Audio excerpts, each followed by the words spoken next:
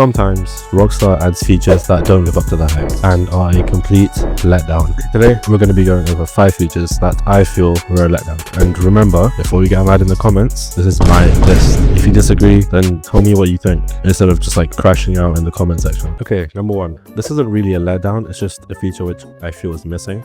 Number 1, the lack of a stock market. So not having a stock market in online, because in story mode there's one. So how I think it should work in online is the stock of companies that are used more by players would increase. So if a bunch of people buy cars from like Grotty, for example, then the stock price would go up. So anyone who invested in it would obviously get more money if they sell, like how normal stocks work. So like I said, this isn't really a letdown. This is just a feature which I feel like should be in the game. Number 2, being police officers. Now with the Top Shop update and the bottom dollar bounties update, we got police cars which we could buy, put in our garages and use ourselves. But there's 2 problems with this. 1, I feel like it took too long considering we had to wait 11 years for police cars. The second problem is that they're way too expensive. Like, I'm not sure about this, but I don't think there's a single police car which is under $4 million, which is completely outrageous considering they don't really do much. I mean, you could start the dispatch missions, which aren't that good, and when you turn on your sirens, cars move out of the way for you, which isn't worth $4 million. Okay, number 3, the Avenger.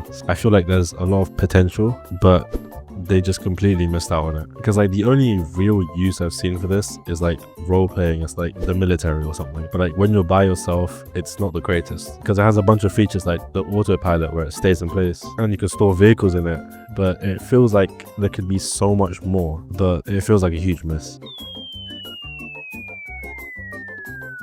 Another reason it's on this list is because it links to number 4, which is the San Andreas Mercenaries update. Like the entire update was a letdown, and the reason for that is because we got this terminal, which is basically the entire update. So this terminal costs $1.2 million, and I mean it just starts up basic contact missions, nothing too crazy. I mean, like if you take a look at the artwork, this is the picture we saw before the update dropped. Like this looks like it's some sort of like war or like some huge battle going on, but in reality it's quite literally some contact missions that you have to pay $1 million for. The only good thing to come out of this update was the Raiju jet, and even that was super overpriced. I still bought it because it's a really good jet, but it's super overpriced. Number 5, probably the biggest one on this list, you not subscribing, so consider subscribing and leaving a like. Okay, the actual number 5, the bottom dollar bounties update. Now this update seemed like an interesting idea considering we were the good guys for once, but it just doesn't pay very well, and that kind of stuck with me because this is the most recent update. So you know, Rockstar has a lot of past updates to learn from, and they still missed pretty badly. Like this business, I feel like it's completely overpriced for what it pays. I mean, if it paid more, I wouldn't mind paying that much. Like these agents that sit here, they cost $1.5 million